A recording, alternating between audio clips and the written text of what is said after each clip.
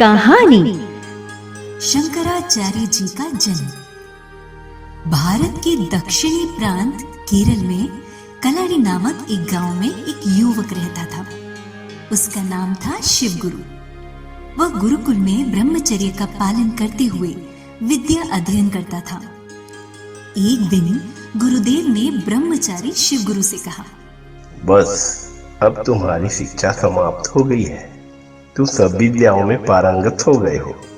अब तुम घर जाओ और गृहस्थ आश्रम में प्रवेश कर अपने माता पिता को प्रसन्न करो। गुरुदेव, आपने सिखाया है कि संसार के सुख दुख क्षणभंगुर हैं और यह शरीर नश्वर है। तो जब तक यह जीवन है तब तक मैं यहीं आश्रम में आपकी सेवा में रहकर ब्रह्म ज्ञान के मार्ग का अनुसरण करना चाहता हूं। वास्तव में शिव गुरु के गुरु त्रिकाल ज्ञानी थे। उन्हें भविष्य का पता था, इसलिए उन्होंने कहा, वत्स, भविष्य में तुम्हारे द्वारा संसार का कोई महान कार्य सिद्ध होने वाला है। मेरी आज्ञा है कि तुम गृहस्थ आश्रम में प्रवेश कर अपने कर्तव्य को पूरा करो।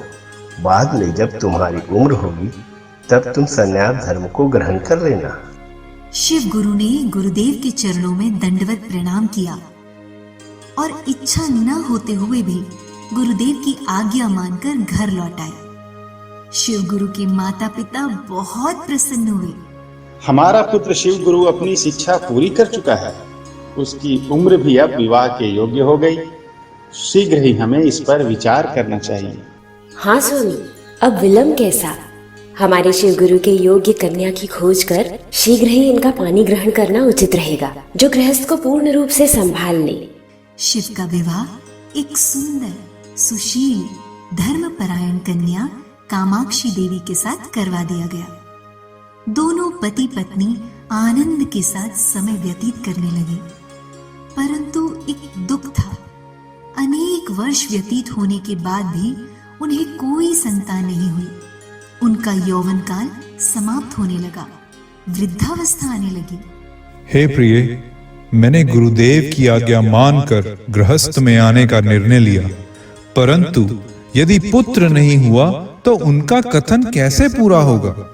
स्वामी, आप चिंता ना करें। इस प्रकार व्याकुल होने से क्या लाभ। इससे तो अच्छा यही होगा कि हम तीर्थ यात्रा, व्रत, उपवास और तप करें। संभव है भगवान प्रसन्न होकर हम पर दया करें और देवाधिदेव महादेव की कृपा से हमें पुत्र रत्न की प्राप्ति हो।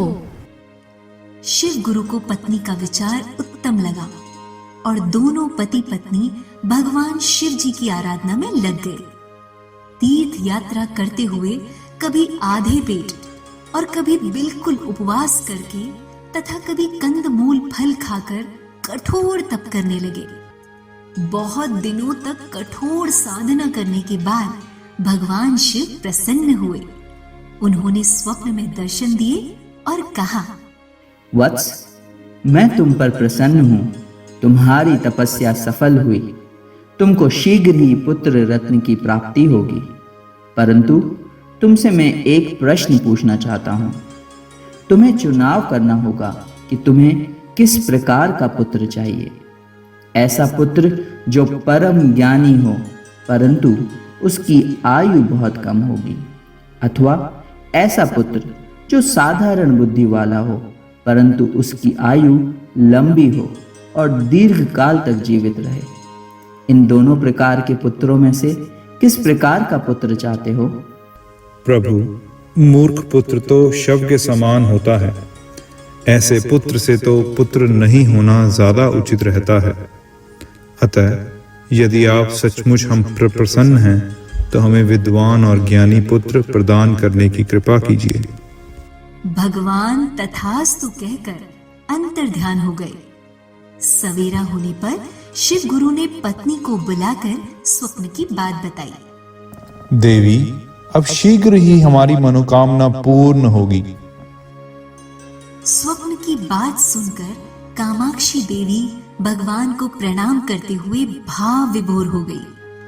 समय आने पर कामाक्षी देवी गर्भवती हुई और केरल के कलड़ी गांव में 788वीं ईस्वी में वैशाख माह में शुक्ल पक्ष की पंचमी तिथि को भगवान शिव ने स्वयं उनके घर पुत्र के रूप में जन्म लिया।